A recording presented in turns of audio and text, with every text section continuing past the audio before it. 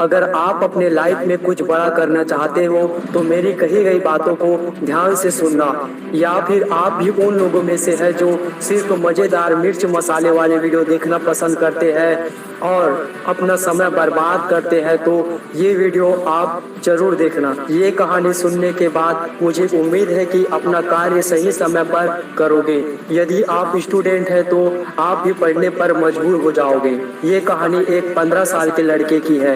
एक ऐसा लड़का जिसकी कहानी हर तीसरे या चौथे बच्चे से मिलती जुलती है। वो सुबह 10 बजे स्कूल जाता, फिर दोपहर 3 या 4 बजे स्कूल से वापस आता। घर आते ही किसी चीज का कोई ठिकाना नहीं रहता, जैसे तैसे बैग रखता, ड्रेस उतारी या नहीं उतारी इस बात से उसे कोई फर्क नहीं पड़ता। बस वो लड़का मोबाइल उठाता और मोबाइल पर लग जाता। कभी इंस्टाग्राम पर रील देखता तो कभी मोबाइल पर गेम खेलता। ये 3-4 घंटे कैसे बीत जाता उसे कोई पता नहीं चलता। और फिर शाम को अपने दोस्तों के साथ टाइम पास करने के लिए निकल जाता और वो रात में 10 या 11 बजे घर आता। उनके माता पिता को लग रहा था कि पढ़ाई लिखाई करने जाता है। वो लड़का बिना किसी से कुछ कहे रात में आता, खाना खाता और सो जाता, फिर वही सुबह 8 बजे उठता। ये थी उस लड़के की डेली की रूटीन। लेकिन एक दिन जब वो अपने दोस्तों के साथ टाइम पास करने जा रहा था, तभी उसके मम्मी पापा कुछ बातें कर रहे थे। तभी वो लड़का चुपके चुपके अपनी मम्मी पापा की बातों को सुनने लगा।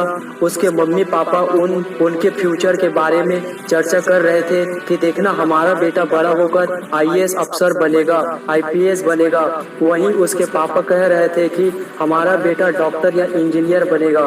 फिर उसकी मम्मी कहती है, नहीं, उसकी जो मर्जी होगी हम उसे वो बना देंगे, लेकिन हमारा बेटा जिंदगी में कुछ न कुछ बड़ा जरूर करेगा और हमारा नाम रोशन करेगा, हमारी गरीबी मिटाएगा। उसके बाद वो लड़का अपनी मम्मी पापा की बातों को सुनकर फूट फूट कर रोने लगा और वो अंदर ही अंदर सोचने लगा, यार मेरी 12th पास करने की औकात नहीं और मेरे मम्मी पापा मेरे लिए इतने बड़े बड़े सपने देख रहे हैं। उस रात उसे नींद नहीं आई। वो पूरी रात रोता रहा, सोचता रहा। उन्हें अपनी गलतियों का एहसास होने लगा। सुबह हुई तो वो सीधे छत पर चले गए और जिंदगी में पहली बार उसने उगते हुए सूरज को देखा। उसे उगते हुए सूरज को देखकर ऐसा लग रहा था कि वो दिन उसकी जिंदगी का पहला दिन हो। और वो लड़का मन ही मन सोचने लगा, अब तक 15 साल बीत गए और अब तक मैंने अपनी कीमती समय को बर्बाद कर दिया, लेकिन कोई बात नहीं, जो होना था वो हो चुका।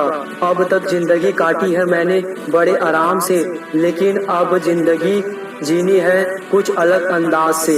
उसी वक्त उस लड़के ने ठान लिया कि फ्यूचर में क्या होगा पता नहीं, लेकिन जो भी होगा बड़ा ही होगा। फाइनल एग्जाम में सिर्फ 3 महीने बचे थे, तभी उसके अंदर से आवाज आ रही थी कि यार मुझे पढ़ना है, मुझे अपने माँ बाप के लिए